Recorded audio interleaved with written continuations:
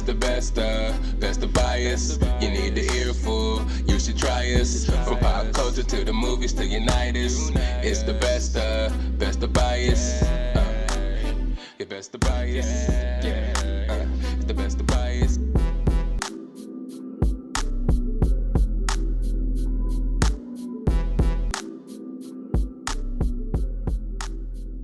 Let's move on to the NBA. Sorry, I'm going to go a little quicker because it's getting closer and closer to the in-tournament time, and I can't miss the Nuggets kickoff. You feel me? NBA stuff, man. Let's talk about the Nuggets right now. We had a good start, man. We're 4-1 right now. First loss was to Minnesota. Minnesota's one of those teams out there that's going to give us our hardest competition. I'm not going to lie. It's just their size, man. They run two centers basically, and a defender that's kind of big and can put his hands on Jamal Murray, which kind of mucks the game up, which makes Aaron Gordon have to try to guard Karl Anthony Towns while Jokic guards Rudy Gobert. And when we're on offense, Jokic will have the ball.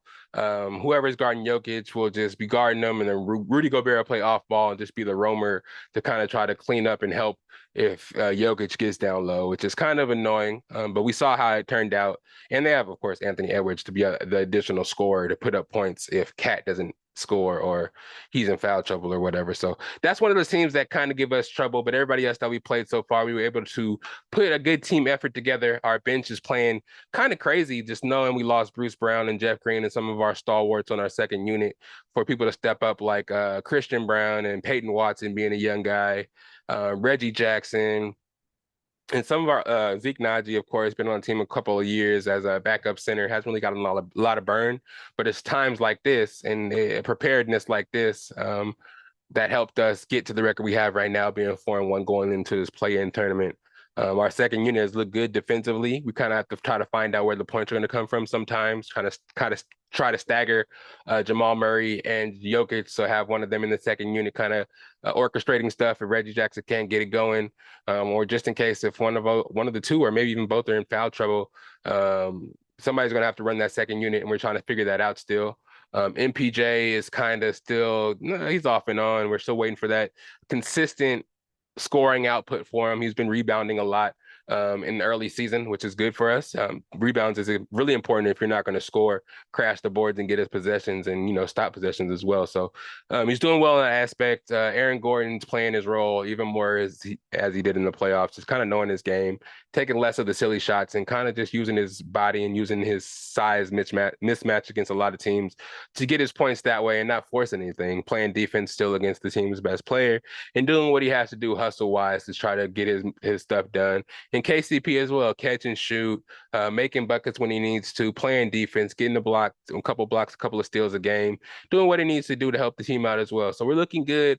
We're going to this play-in tournament 4-1 against we're playing against the Dallas Mavericks now, and the Dallas Mavericks are pretty good. They're undefeated. They're only undefeated team so far.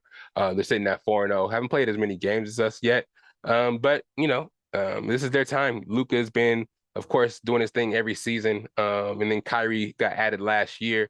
Nobody really believes in Dallas. Nobody thinks what they put together can actually work. But, the season to show it. Everybody stays healthy. They implemented where you have to play at least 60 games to be eligible for any awards and stuff. We're seeing a lot of people playing harder, a lot more players playing back-to-backs. We saw the Clippers and the Lakers play just a couple of nights ago, and they were going hard. We said, LeBron had 35, 12 and 7 at 38, out there balling. Kawhi Leonard playing about having like 30 points after playing a back-to-back 75 minutes in 2 games. It's just a lot. It's a lot. It's good to see this year that the people are actually out there playing and taking it serious. Lakers, seeing them this year as well. The new formed Lakers, a lot of offseason acquisitions. It's going to take them a lot of time to gel, but they played their first game against us, and I wouldn't say they didn't do too well, but they didn't win the game. And they kind of took a stance from them then on that they're going to play their game and get LeBron a set amount of minutes to run, to prevent the risk of him probably getting injured midseason or towards the end of the season, to prevent them from winning another ring. But they've needed him a lot. You know what I mean? A lot of the season, they've been pushing him over that 20-minute threshold. The second game, he was already over that. After the first game, they're utilizing him, but sitting him a lot, trying to implement this time restriction for him. But yeah, the Lakers have needed him. it's kind of crazy to see him at 38 still be the best player on his team and carrying the team that way. Steph and KD as well. I was listening to a couple of talking heads talk, and it's crazy to see. Though LeBron is 38 and doing what he's doing at 38, it's like Steph Curry and KD and a lot of these other players are like at 35, 34, still balling and putting up big points and stuff like that. Kobe's last great season in the playoffs, they said, was about the age 33. Michael Jordan was on the Wizards and kind of tapping out at 35, 36. So to see them performing at this level is kind of impressive. More so, not only LeBron, but everybody else as well. But LeBron is doing crazy stuff. If you watched that game the other night, he put the team on his back, still knocking shots down, getting to the rim. Yeah. Winning the overtime, Chris Paul and Norman Powell fouled out in overtime, but LeBron was able to get to his spots and do his thing. But it was really good to see. It was really good to see them beat the Clippers. I think this first time in 11 games that they actually beat the Clippers. So that was really important to get that monkey off their back. And they took a big jump in the standings too. I think they're like ninth at one point. Of course, when it's early, all the standings are really close, but getting that separation when the Clippers only lost one game, the standings really jumped. They jumped the Lakers to fifth and the Clippers like to ninth. So it's crazy. The playoffs started crazy so far. Play-in tournaments going on right now. The Bucks are playing the New York Knicks for the first game. I think the games are every Friday and Tuesday. And then like in December sometime is when the playoffs of the tournament starts and everybody goes to Vegas for that single elimination. So now everybody's just running through the groups and around Robin style trying to collect them points. I think that's how it goes, and collect their record to try to make it to the playoff in-season tournament playoff in Vegas. So I don't know. It's kind of weird, but I'm liking it so far. And a couple more things here in the NBA. Wemby going off. They played the Suns 2 games in a row. I think once in Phoenix and once in San Antonio.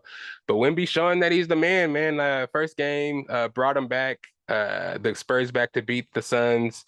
He had about 18 points, 7 rebounds or something like that. I was like, yes, this is what his scoring, his box score is going to be. He's been getting this the last couple of weeks, 18, 16 points, about 7, 8 rebounds, couple of blocks. But this last game that he had, he showed. I watched highlights of it. I wasn't watching the game, that game specifically, but the highlights of it, this man had 38, 10, and 2, 38 points, 10 rebounds, 2 blocks, 1 steal. And this was his game. Me personally, I thought he was going to get brought along slow. Pop was going to restrict his minutes. He wasn't going to let him in the game. It's like, even if the games were close, they're going to be really cautious with Wembanyama and bring him in slow, despite the criticism. But nope, this game they let him play. He had 13 more shots, had 26 shots, 13 more than the next man on his team.